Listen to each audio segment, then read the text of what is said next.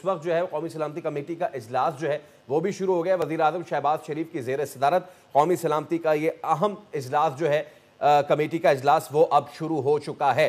गुज़िश्ता रात ही इसको अनाउंस कर दिया गया था, 10 बजे इसका वक्त दिया गया था और इस वक्त 11:15 हो रहे हैं। तो ये एक अहम मामला और इस अहम मामले पे वज़ीर आज़म शहबाज शरीफ की ज़ेर सदारत कौमी सलामती कमेटी का इजलास शुरू हो चुका है। बिल्कुल, ये अहम इजलास जिसके लिए रात से ही इंटीमेट कर दिया गया था, ये आला सतह का इजलास है जिसमें तमाम पार्टीज मौजूद होंगी। और एक और अहम बात ये भी है कि इसमें हमारी मिलिट्री क़यादत भी मौजूद होगी।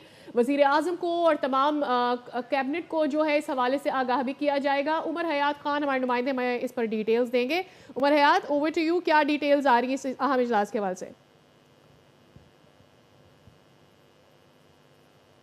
इजलास है वो शुरू हो चुका है और नेशनल सिक्योरिटी कमेटी के इस अहम इजलास के बाद वज़ीर आज़म जो है वो कौम से खिताब भी करेंगे और इस इजलास में जो है वो तीनों मुसल्लह अफवाज के सरबराहान और इसके साथ साथ नायब वज़ीर आज़म इसहाक डार और वज़ीर दिफा जो है ख्वाजा आसिफ वो शरीक हैं। और भारत को जो गुज़िश्ता रात एक हमले के बाद रिस्पॉन्स दिया गया है और बेफिटिंग रिस्पांस दिया गया है, उसके हवाले से जो है वो कौमी सलामती कमेटी के इजलास को ब्रीफिंग दी जाएगी। और गुज़िश्ता रात एक रात की तारीकी के में जो हमला हुआ है उसके बाद की जो सूरत हाल है उस पर मुकम्मल तौर पे जो है वो ब्रीफिंग जो है वो कौमी सलामती कमेटी के इजलास को जो है वो दी जाएगी।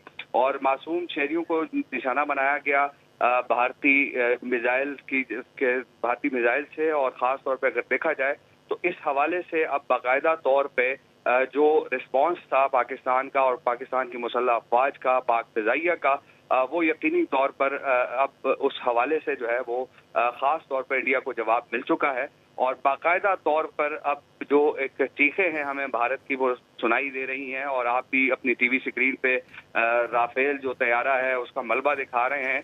और इसके साथ साथ जो झंडा लगाया गया है चेक पोस्ट पे भारतीय फोर्सेस की जानिब से, सफेद झंडा, अमन का झंडा, तो ये भी एक खास तौर पे फतह का ऐलान है और भारत की हार का ऐलान है कि उन्होंने बाकायदा तौर पे अब कह दिया है कि अब हमें और ना मारा जाए। तो इस हवाले से जो है वो इजलास को बाकायदा तौर पे ब्रीफिंग दी जाएगी और आइंदे के लाहे अमल के ऐलान के हवाले से वज़ीर आज़म